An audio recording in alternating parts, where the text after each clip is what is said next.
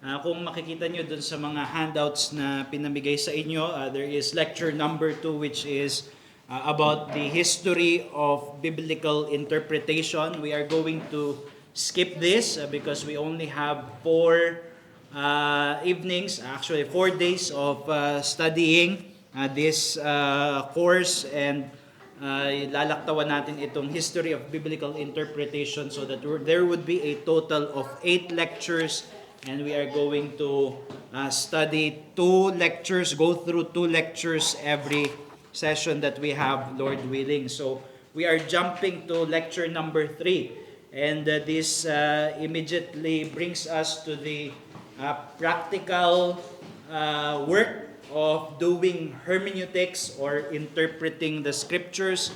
Ang magiging ang makikita niyong pattern sa mga susunod na pag-aaral natin ay we are going to look at the individual analysis or individual areas of study when interpreting a biblical text. So there is contextual analysis na dalawa yung titignan natin under this.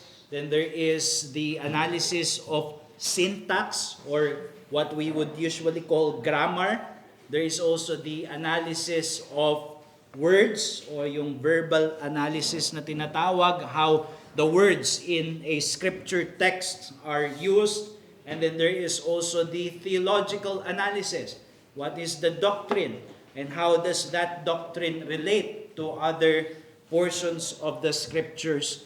And then, Lord willing, after nun, we are going to look at some fallacies na commonly nakukommit kapag nag-i-interpret ng scripture, and then we are going to relate the work of hermeneutics to the task of preaching, because after all, this is primarily designed for preachers and ministers of the word. So, una nating tignan ay yung contextual analysis.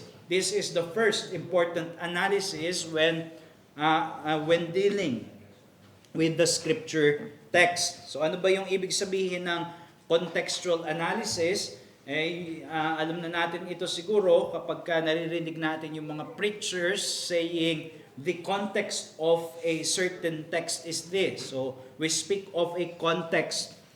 Yung context, ang etymology nito ay yung Latin na contextus, which means woven together.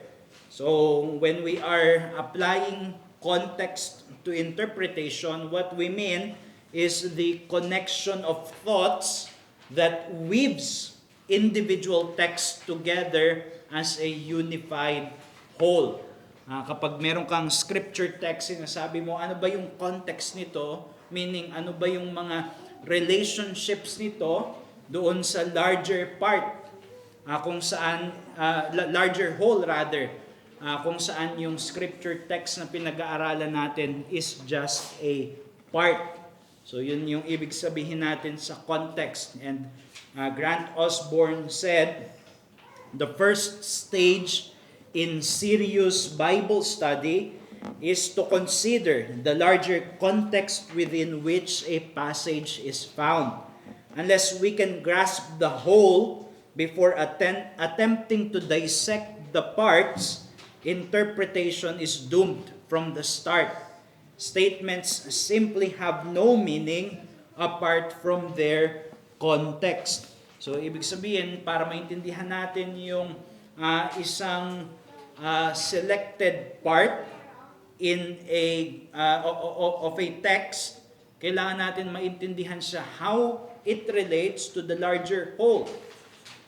And without that, hindi natin maiintindihan yung text na ating binabasa because meaning is dependent on context.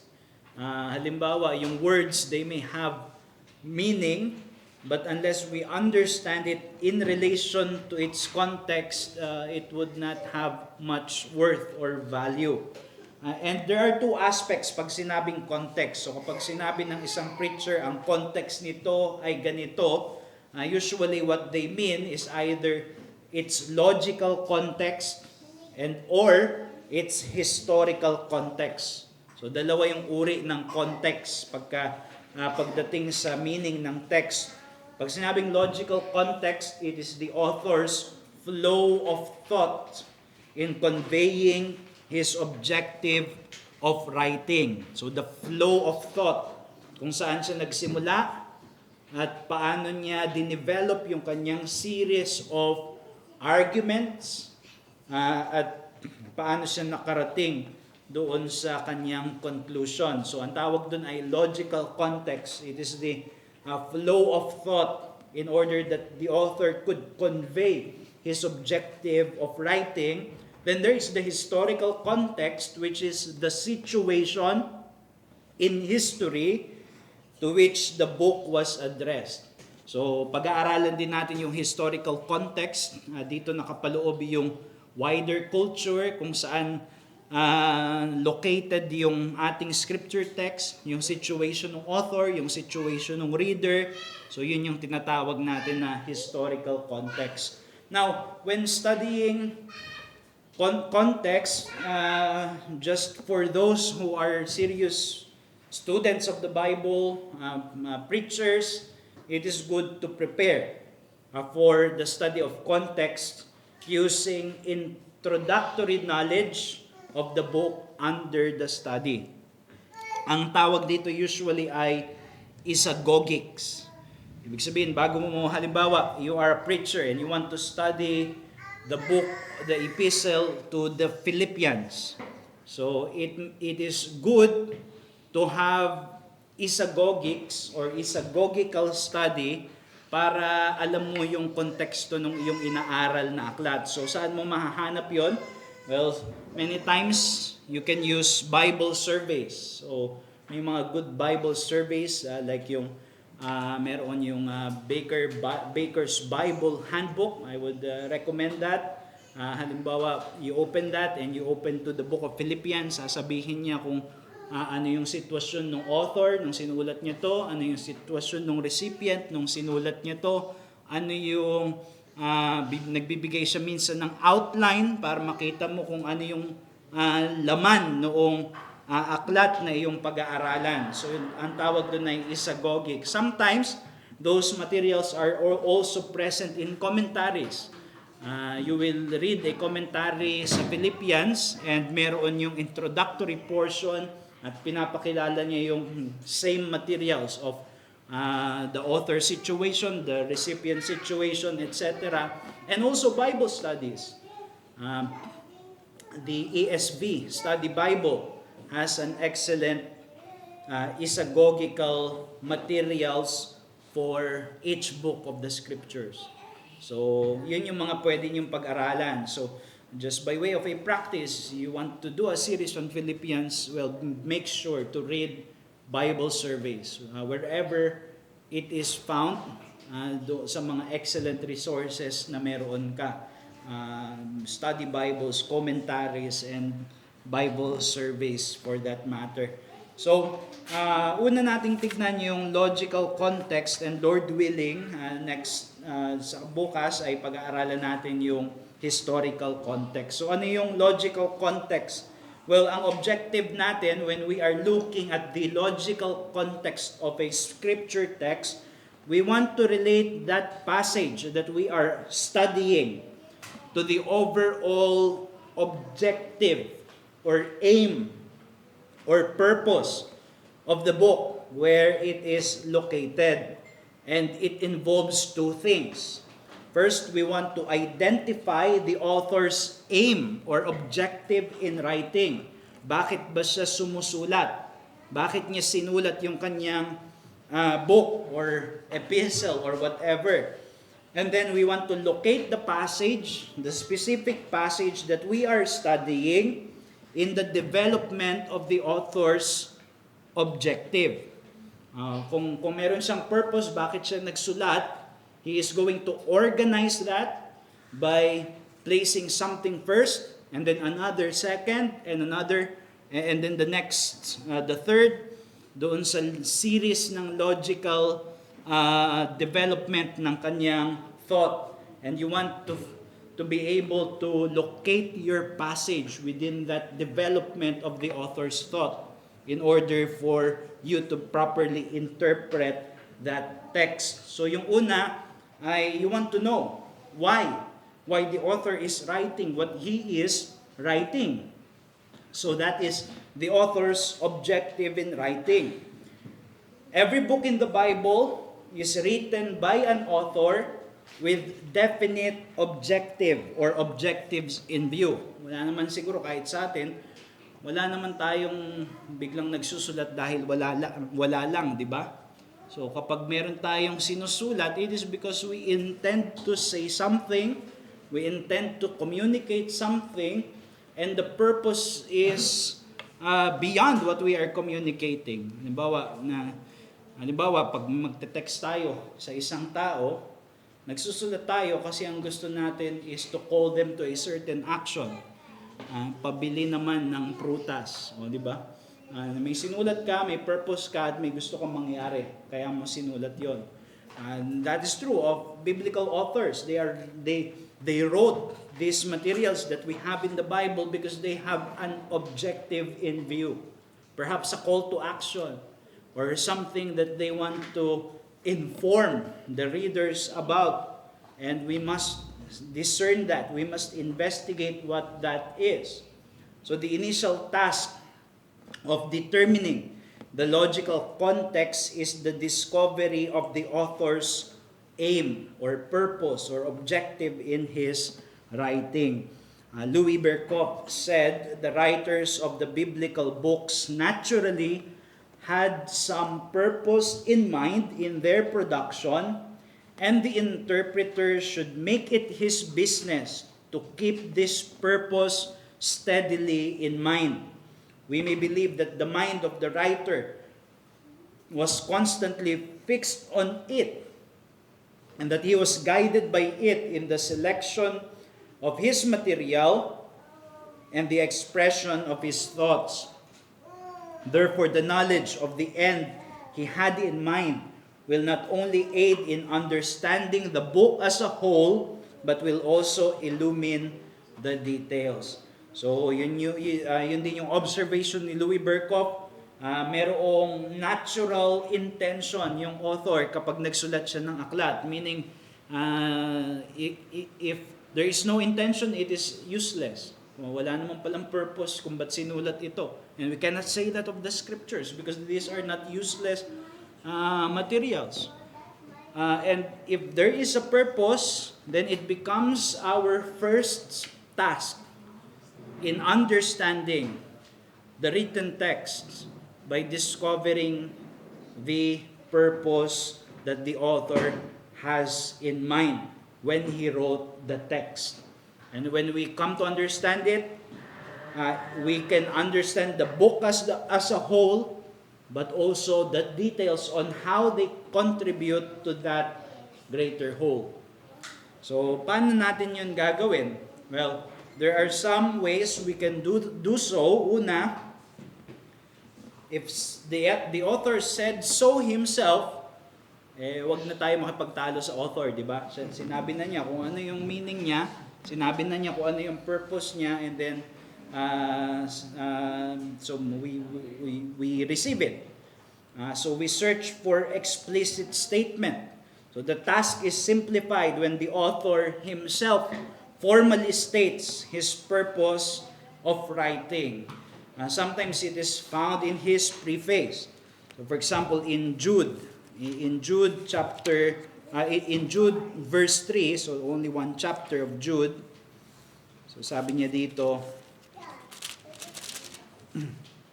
Beloved, although I was very eager to write to you about our common salvation, I found it necessary to write, appealing to you to contend for the faith that was once for all delivered to the saints.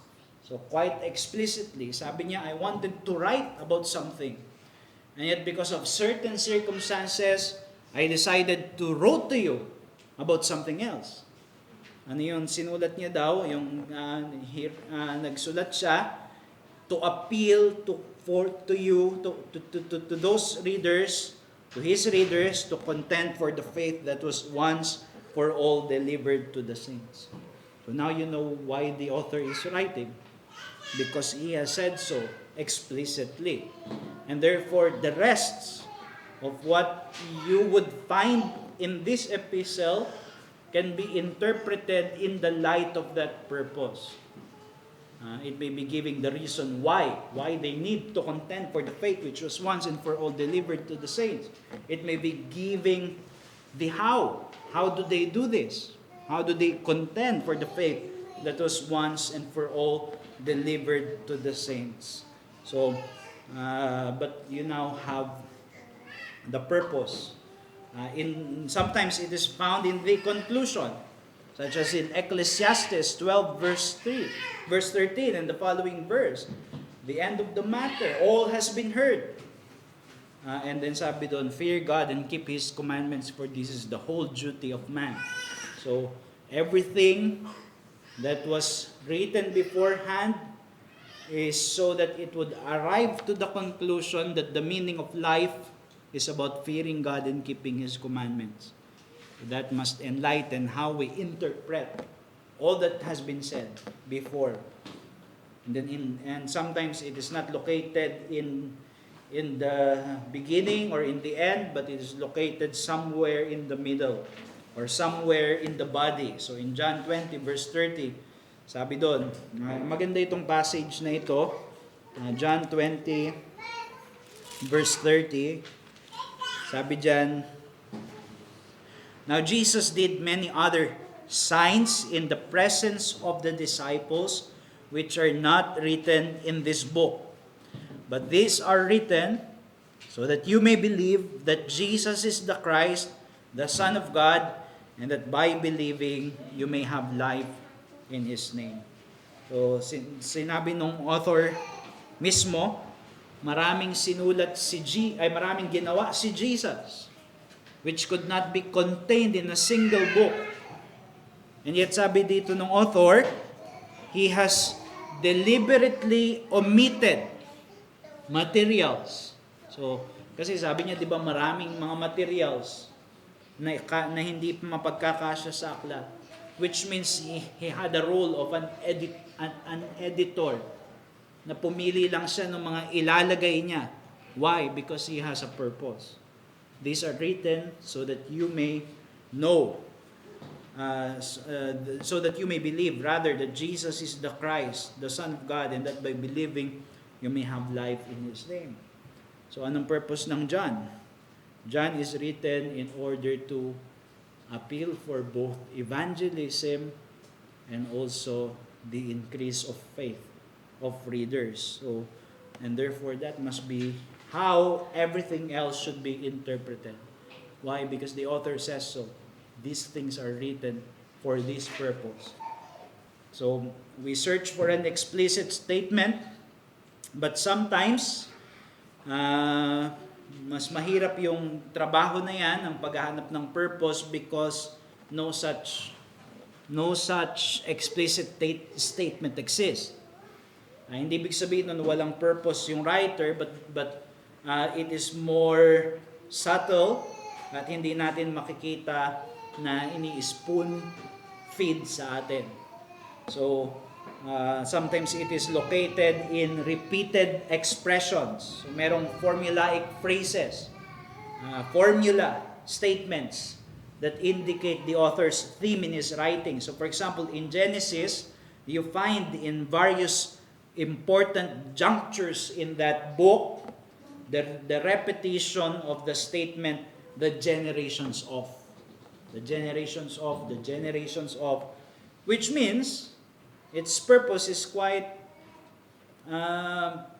revealed, that it wants to give a record of the historical beginnings, whether it is the beginning of the world, the beginning of fallen human history, the beginning of Israel in the patriarchs, etc. So its purpose is to give us a narrative of the many beginnings, the beginnings that we should understand as God's covenant people.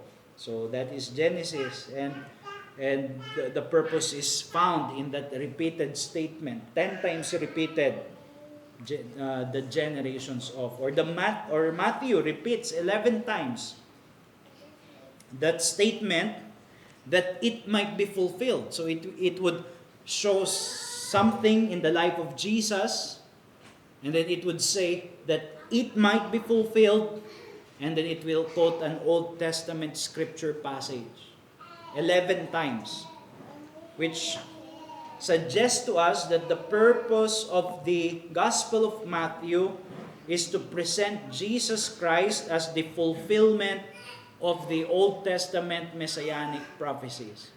So, nagiging malinaw sa atin, ano yung purpose ng writer because of what he repeats many times. Or Malachi, with its repetition of with what. Well, you have there the list in chapter 1 verse 2, 6, 7, chapter 2 verse 14, 17, 3 verse 8, and 13. There will be an accusation, an indictment of God against the people, the Israelites, and then there will be a response of God's people, a rhetorical response attributed to God's people with what? Like, what is the evidence of God's indictment? And then there will be a list of the evidence. And the purpose then, it shows us, is to expose how Israel broke the covenant because of their impenitence and their failure to obey God. So, makikita minsan yung purpose ng writing sa kung ano yung inuulit. And then there is also the hortatory aspect. When we say hortatory, ito yung practical or yung exhortation. Now, this is very common. Perhaps this is the most common. Kapag hindi nyo talaga makita kung nasaan yung purpose ng author, hindi nyo makita doon sa scripture text, walang repeated expressions, walang explicit statement, you can almost often bank on the hortatory aspect. Why? Because the scriptures, the doctrine that are presented in the scriptures are always calling God's people to action. Kagaya yung sinabi ko kanina, pabili ng prutas. Ang purpose nun is para bumili sila ng, kung sino may kausap ko, pinapabili ko ng prutas doon sa aking text. It is a call to action. And most of what we have in the scriptures, these books are calling people to action, whether trust or obedience or repentance. And therefore, when you look at a scripture text at makikita mo kung ano yung pinagdidiinan na call to action, well, then you can most certainly find there the purpose of why the author has written his text. So sa Hebrews, there is that repeated exhortation which begins with let us. And those are calls to perseverance. Let us hold fast the confession. Let us draw near to Christ. And many other let us exhortations. Because the encouragement there is to persevere. To makikita niyo sa mga exhortation doon, it is to hold fast to Christ, who is greater than the Old Testament, Old Covenant institutions. Or the doctrinal section of Philippians 2 verse 1 and the following verses, where it serves the ethical purpose that is expressed in the exhortations to humility. Yung example ni Christ as though he was in the form of God, did not count equality with God a thing to be grasped, but emptied himself by becoming a servant.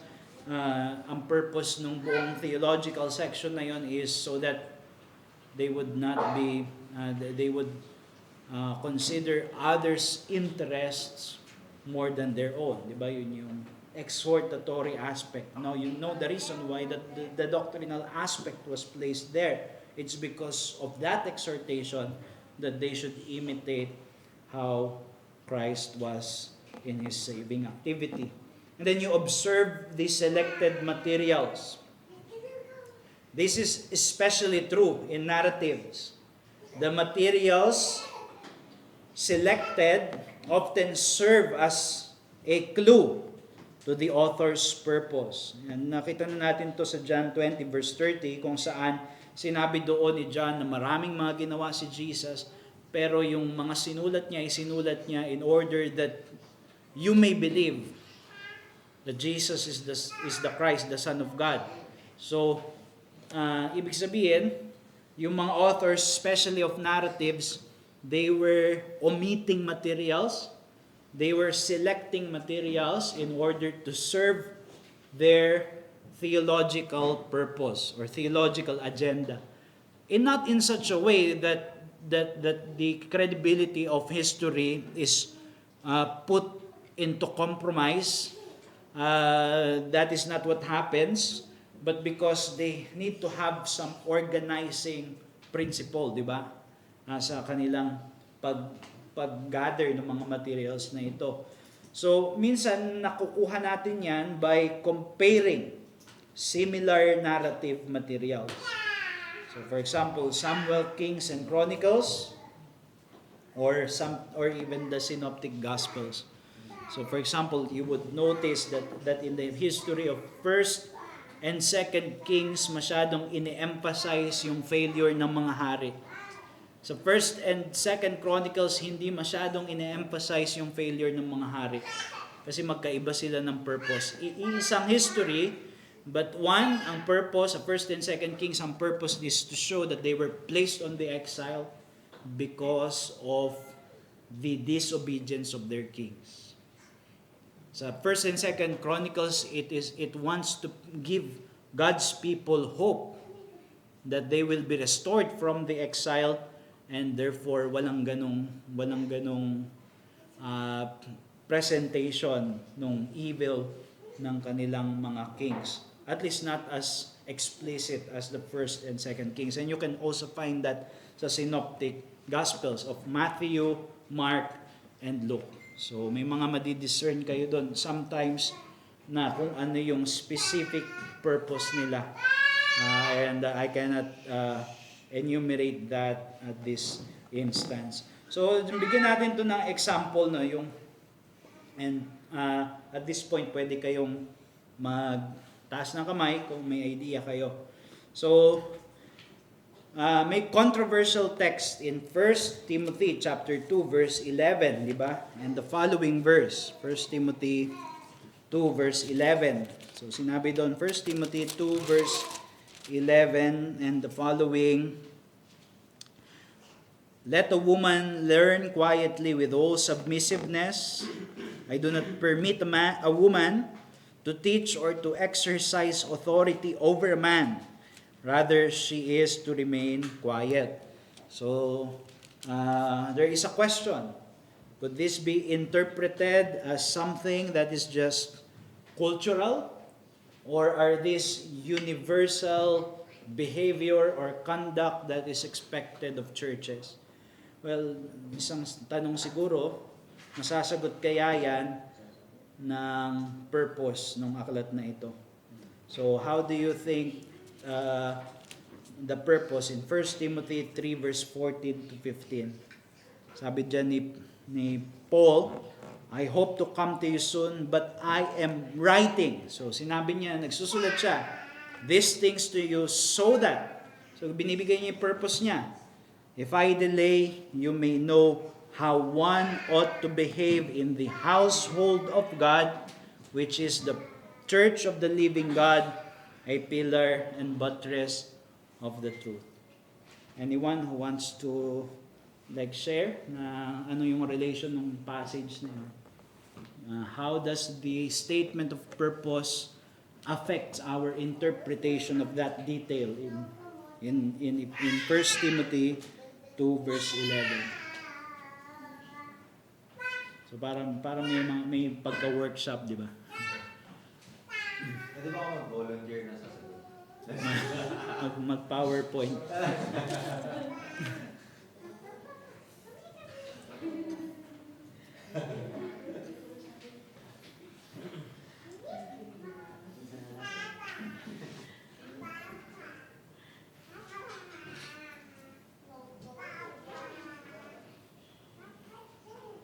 Wala? I'm sure na intindihan natin, nahihiya lang, no? So, ano si Andrew? Isn't it clear na sa sinabi mo? Because very the controversial issue of Timothy, 1 Timothy 2:11, di ba sinagot na yun sa purpose? Isn't that the answer na? Which is? Na yung purpose nun is that para ay how one ought to conduct themselves. So sa mga babae, yun yung gagawin nila. Yun yung gagawin nila. Yes, yes. Tama. Tama. Very good.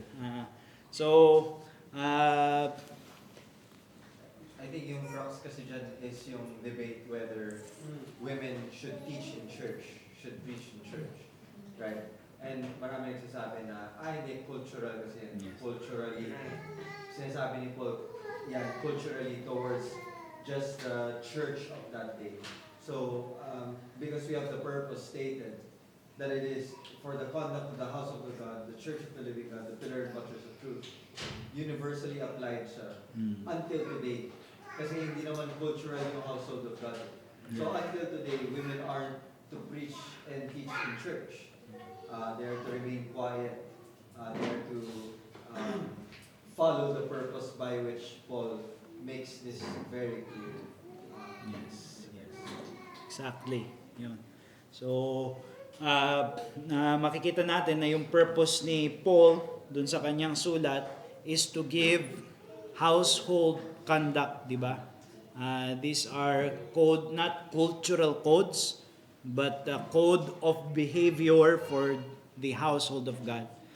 Therefore, it will weaken or perhaps completely annihilate the idea na cultural lang yung statement ni Paul sa 1 Timothy 2 verse 11 and the following verses. Of course, other pa doon sa sinabi explicitly that this was rooted in the creational order. Adam was created first. So, yeah. So makikita natin doon, di ba, pag merong purpose, it becomes a strong lens in order to interpret the whole. So, yun yung purpose nun. Another is yung repeated statement ng joy and contentment in Philippians. Di ba? Yung isa sa repeated statement sa Philippians ay yung rejoice. Again, I say to you, rejoice. So, the repetition shows that Paul wants the Philippian believers to rejoice and be content in the Lord. So how do you think that regulates the understanding of Philippians 4 verse 13? Doon sa pinagkapihan namin kanina, yun yung passage doon sa nakalagay doon, yung I can do all things through Christ who gives me strength. So anyone who wants to share?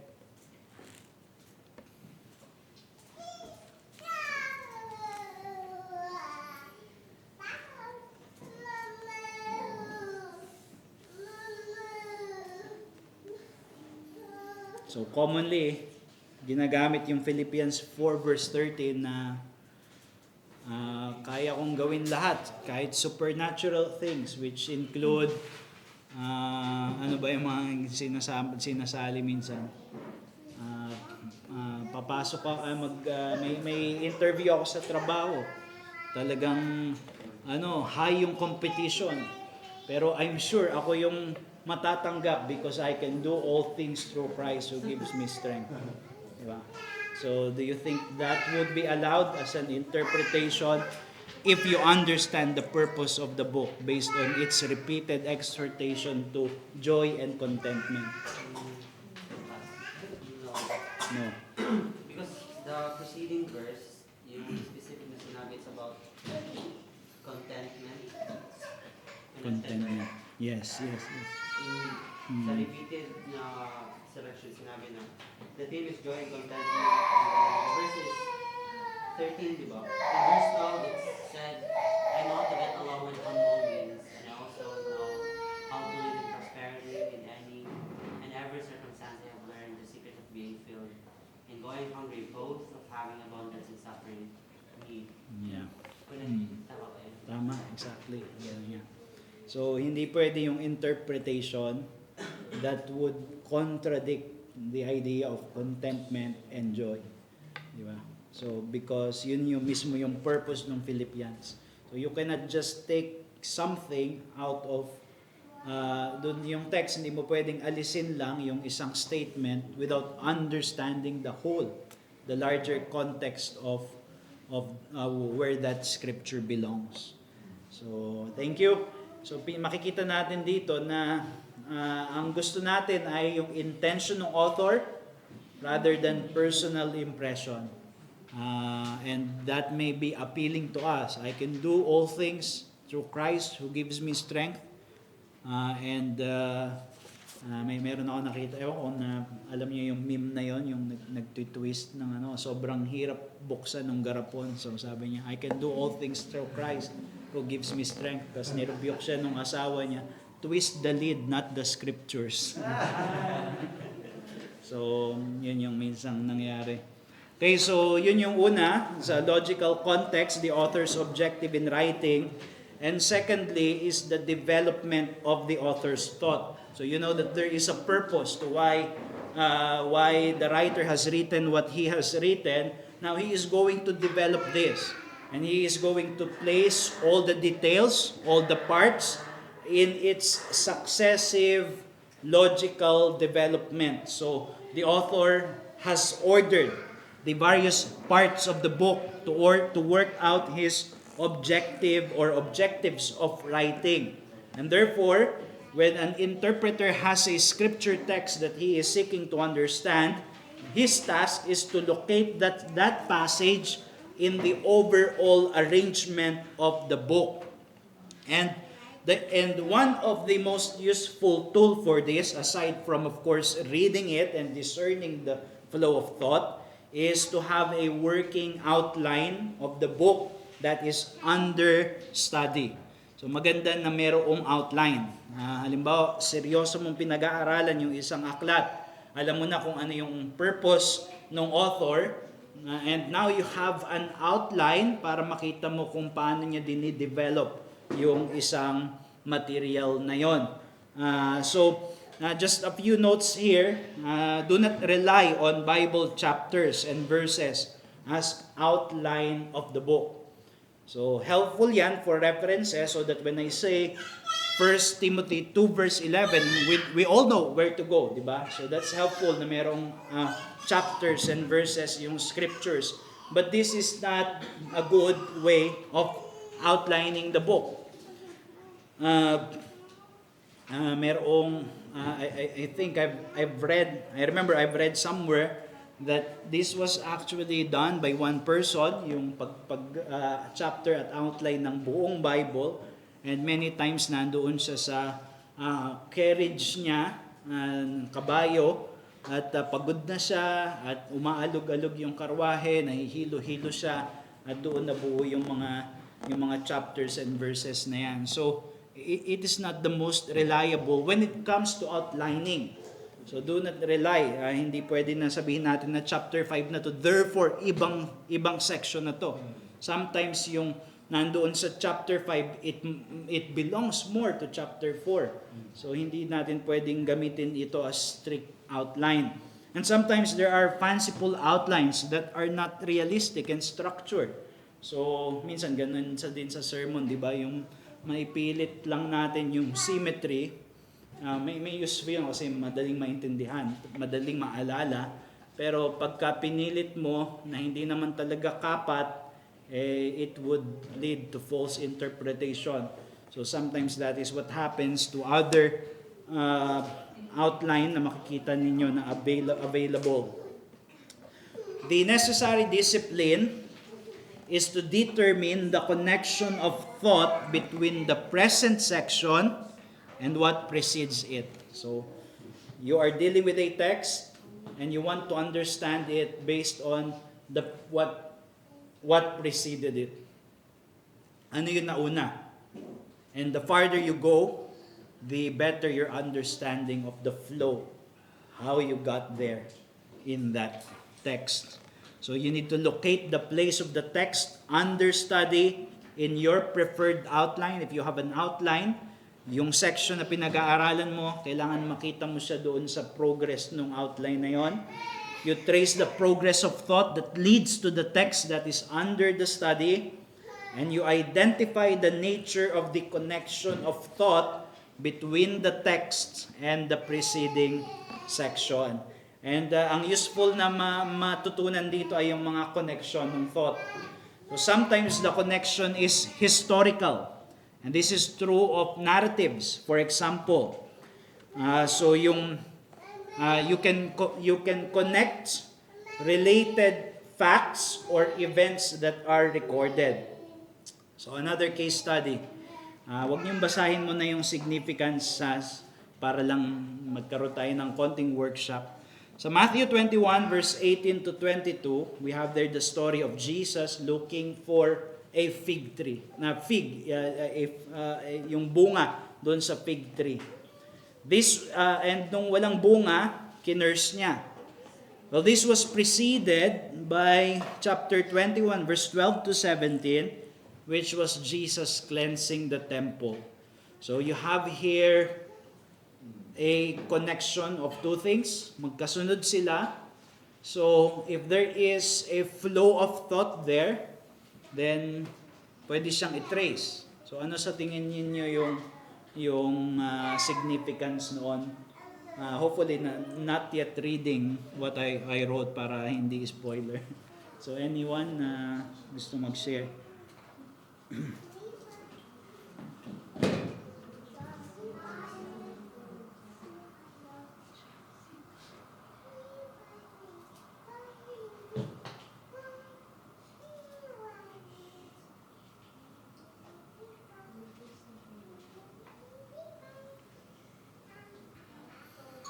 Pag wala, laging si Pastor Gabe yung sasalo.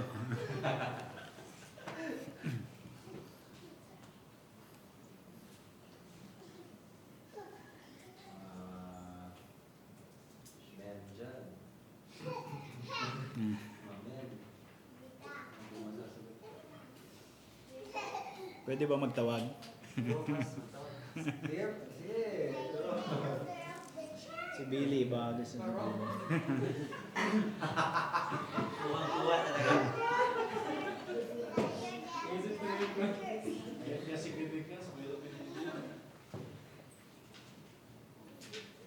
So, di ako sure talaga guys, pero Sure, walang maling sagot. Ayun, so parang ano siya, sa iisip ko siya sa fruits natin, yung mga Christians na walang fruit, yung mag-i-end up siya sa curse, which is the destruction. Yung hindi siya na understanding. So almost, pero yung sa preceding ay about the Jews, the Jewish leaders who were under the old covenant and supposedly nagbear sila ng mga fruits of righteousness and fruits of good works. Pero when Jesus visited the temple, instead of being a house of prayer, it was regarded as a den of thieves dahil di ba nagtitinda sila doon. So there was they did not bear the right fruit. So mahalaga yun kasi sometimes pag binasa natin, pag di natin naintindihan yun, makita natin si Jesus, naghanap siya ng bunga, wala siyang nakita, tapos sinumpa niya yung tree. Parang this is a very temperamental man, di ba? Pero hindi pala. Kasi it is meant to be a prophetic symbol of Israel na hindi sila nag-bear ng tamang fruit and their end is cursed. So hindi siya about, tama yung sinabi mo, but it's not about Christians, it's about the Jews under the old covenant, especially Jewish leaders who did not bear the fruits of righteousness and good works. So there is imminent punishment or judgment because of their rejection of Christ and their failure to bear fruits, and it was hinted at the symbolic miracle of judgment. So minsan sa Gospels ngayon, if you are reading a narrative, kahit hindi sa Gospels, tas hindi nyo masyado maintindihan, well, try to look at the preceding, di ba? or yung mga nauna. So and it may be helpful for interpretation. Yung isa naman ay yung historico-dogmatical connection, which is a doctrinal teaching that is connected to a historical fact. So another case study, James chapter 2 verse 21, sinabi doon that Abraham was justified by works. So James chapter 2 verse 21 verse and the following verse. So meron ditong issue, di ba, na ibig sabihin ba niyan justification by works, and it is contradicting Paul's teaching that justification is not by works but by faith alone. So how do you think the preceding context, chapter 2 verse 14 to 19, help us understand kung ano yung meaning ng passage na yan? So anyone who wants to give a try? James 2 verse 21.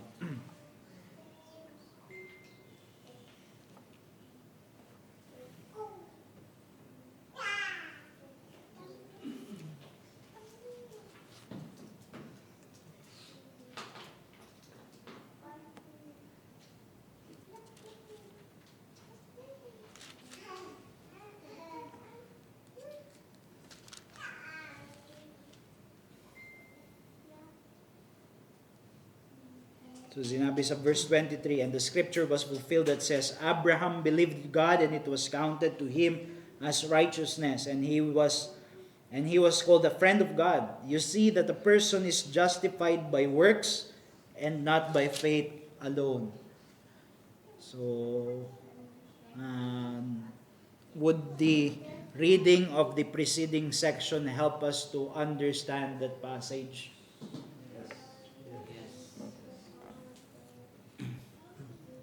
Yes. Yes na lang. Kasi sinabi doon, di ba, sa verses 14 to 19, what good is it, my brothers, if someone says he has faith but does not have works? Can that faith save him?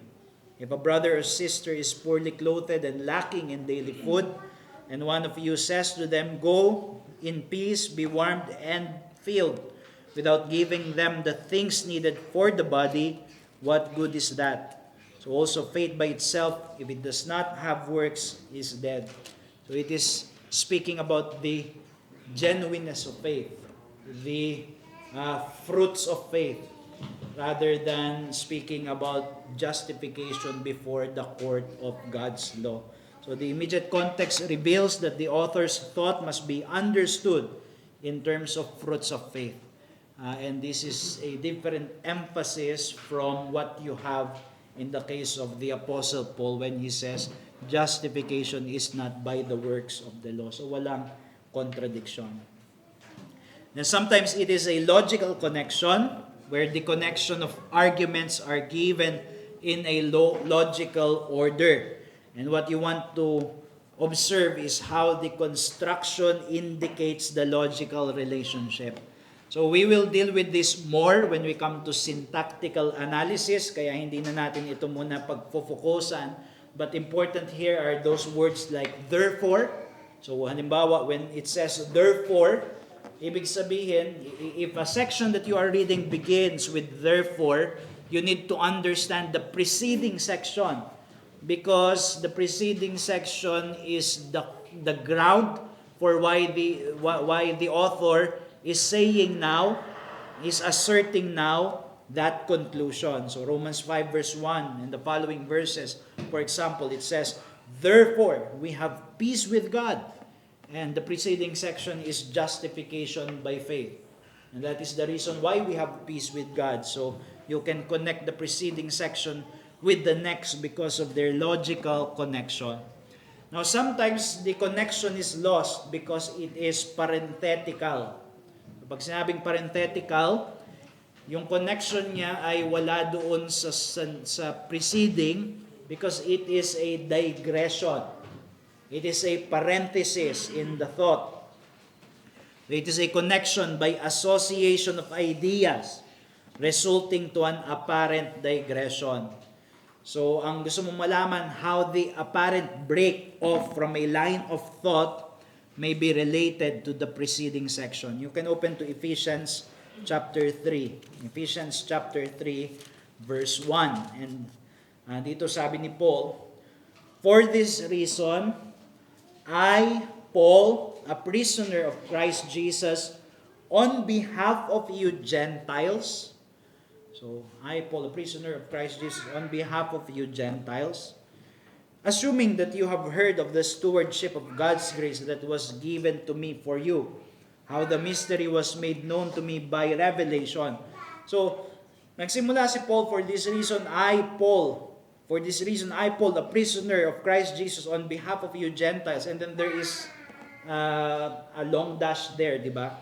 Tapos in-explain na ni Paul na na-receive niya yung stewardship niya of God's grace, naging apostle siya to the Gentiles to bring the mystery of the gospel to the Gentiles. So anong kinalaman ng verse 1 doon? Di ba? So sa tingin niyo, anong kinalaman ng verse 1 doon? Verse 1, "For this reason, I, Paul, a prisoner of Christ Jesus, on behalf of you Gentiles." Tapos, he took a break. Sabihin ko na, sa verse 14, di ba? "For this reason, I bow my knees before the Father." So, dito si Paul, nagsimula siya na gusto niyang ipanalangin yung mga mananampalataya sa Ama on behalf of them, on behalf of the Gentiles. Gusto niya silang ipanalangin sa Ama. Tapos tumigil siya. So, ibig sabihin, he interrupted himself because perhaps he recalled that there is something important that he needs to say first before he continue. Which is, bakit niya ipinapanalangin yung mga Gentiles? It because he was appointed as an apostle to the Gentiles by God's appointment. Kaya yung verse 1 is an interrupted thought that continues on to verse 14, and everything in between is a digression, ibig sabihin parenthesis, na may kinalaman pa rin doon sa buong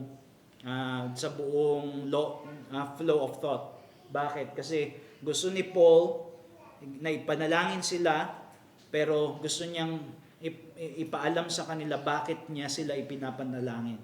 So, ang tawag doon ay parenthesis. And there are some of that in the scriptures. Marami niyan sa Mark. Yung tinatawag na sandwiches. Kung saan isang storya, tapos may nakapagitna na isa pang storya.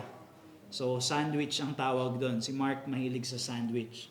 So, may mga sandwiches sa Gospel of Mark na may isang storya, tapos imbis na tuloy-tuloy lang, nilagyan pa ng isa pang storya sa gitna. Bakit? Because they are mutually interpretative. So yun yung parenthesis na tinatawag. So yun yung flow of thought. And this is important. You understand the objective and you understand how it develops in the scripture. So again, exercise. Ito yung outline ng Galatians, at least a portion of it that is taken from the Reformation Study Bible. And it's about Paul's defense of the gospel. Sa unang part, in peace with God comes through faith in Jesus Christ for Jew and Gentile alike. Then justification through faith has replaced condemnation under the law. And then sa ilalim niyan ay the Spirit's presence. Abraham's faith proves faith's effectiveness. Curse of the law proves the ineffectiveness of works. Promise to Abraham has priority over condemnation by the law. First, personal appeal not to abandon the gospel. And second, personal appeal not to abandon the gospel. So yan yung outline ng ilang parts ng Galatians. Basahin natin yung Galatians 3 verse 28. Galatians 3 verse 28. Sabi dyan, there is neither Jew nor Greek. There is neither slave nor free. There is no male and female, for you are all one in Christ Jesus. So saan siya papasok sa outline? Before. Before, which is promise to Abraham has priority over condemnation by the law. So how do you think that its placement informs our understanding of Galatians 3 verse 20? Anyone?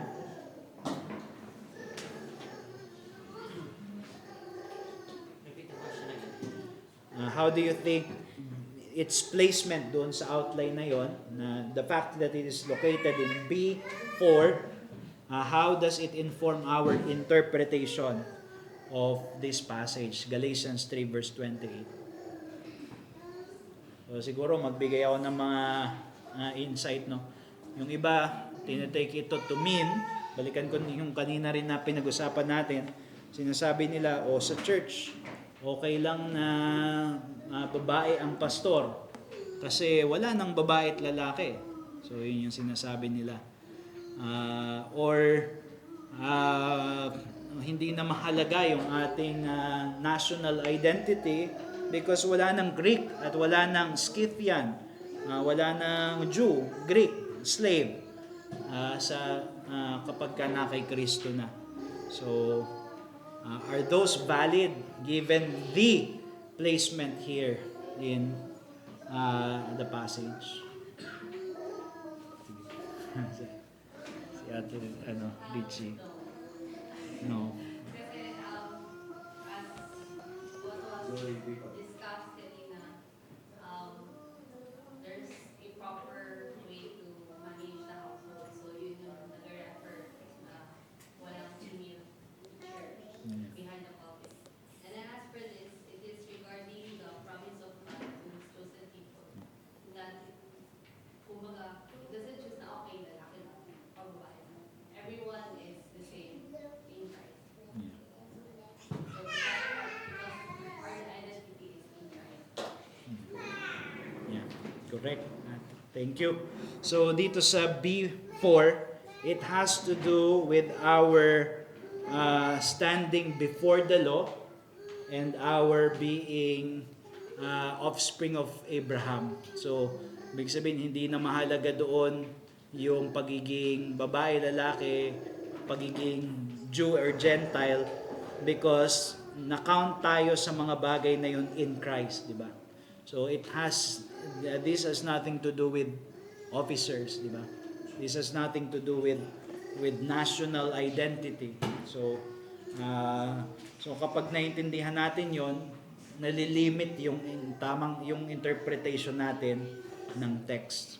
Another passage is Galatians 2 verse 20. I've been crucified with Christ. It is no longer I who live, but Christ who lives in me. And the life I now live in the flesh, I live by faith in the Son of God who loved me and gave Himself up for me. So yung ibang view nila dito, ito yung higher life na kapag ka na kay Kristo ka na, hindi na ikaw talaga yung gumagalaw sa sarili mong buhay, si Kristo na yung gumagalaw sa iyo. So it has to do with the mystical experience that when you raise your hand, Christ is the one raising His hand in you, through you. So do you think that would be allowed? Saan ba to nakalocate doon sa outline natin?